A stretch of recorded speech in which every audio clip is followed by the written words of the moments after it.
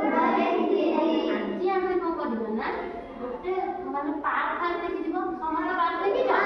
ସମସ୍ତେ ଦେଖିଛ? ଗଛ ହେରିକା ଥାଏ, ପକ୍ଷୀ ପକ୍ଷୀ ଉଡୁଥାନ୍ତି। ସେମିତି ଆମେ ବି ଆଜି କଣ କରିବା ନା ଗୋଟେ ପାର୍କ ଭିତରେ ଦେଖିଯିବା। ମୁଁ ତମକୁ ଗୋଟେ ଚିତ୍ର ଦେଖେଇବି, ତମେ ସେ ଚିତ୍ର ଦେଖିକିନା କହିବ ସେ ମାନେ ସେଥିରେ କେତେଟା ଗଛ ଅଛି କି ପକ୍ଷୀ କେତେଟା ଉଡୁଛନ୍ତି, ଯାହା ଯାହା କୋଶ୍ଚିନ୍ କରିବି ତମେ ତାର ଉତ୍ତରଟା ଦବ ହେଲା।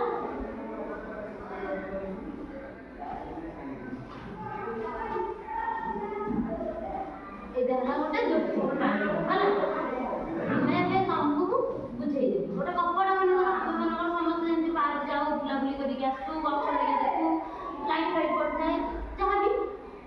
ଏବେ କୁହ, ଜଣ ଜଣ କରି ପଚାରିବି, ଜଣ ଜଣ କରି କୁହ ହେଲା। ଏଠି କେତେଟା ଗଛ ଅଛି? ହଁ, କେତେଟା ଗଛ ଅଛି? 5ଟା ଗଛ। ସେ ଠିକ କହିଲା? ଏଠି ସୂର୍ଯ୍ୟ କୋଉଠି ଅଛନ୍ତି? ସୂର୍ଯ୍ୟ।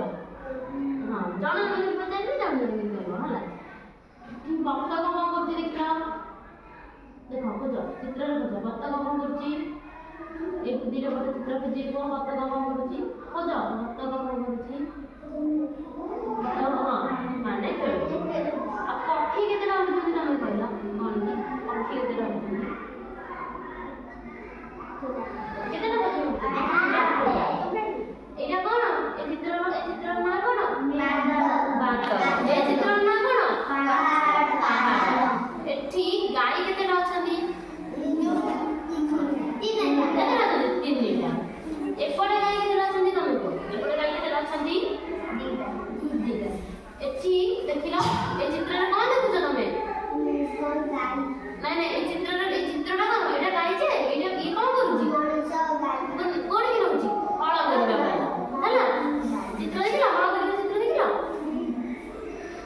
ପିଲାଟା କଣ କରୁଛି? ଏଠି କଣ କରୁଛି? ବ୍ରଶ କରୁଛି। ଏଠି କେତେଟା ପିଲା ସ୍କୁଲ ଯାଉଛନ୍ତି? ତିନିଟା। ଏଠି କଣ ପକେଇଛନ୍ତି ସବୁ? ଏ ପିଲାଟା କଣ କରୁଛି? ଚକ ଗଡ଼ଉଛି। କେତେଟା ଚକ ଗଡ଼ଉଛି? ଗୋଟାଏ। ଏଠି ମା କଣ କରୁଛନ୍ତି? ଠାକୁର ପୂଜା କରୁଛନ୍ତି।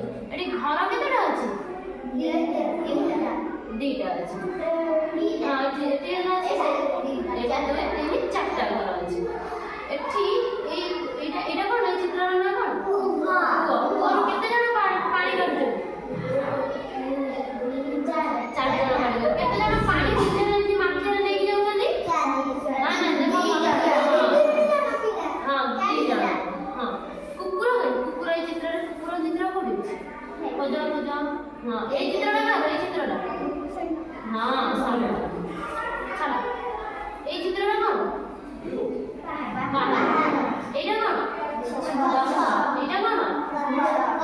ଏଇଟା ଘର। ଏଠି ବୁଢା ଲୋକଟା ଏଇ ଗଛ ମୂଳେ କଣ କରୁଛନ୍ତି? ଯେତେବେଳେ ଆମ ଦେହ ମାନେ ଆମେ ଗୋଟେ ଜାଗାକୁ ଖରା ପୁରା ଜୋର ହଉଥିବ, ଆମେ ସେତେବେଳେ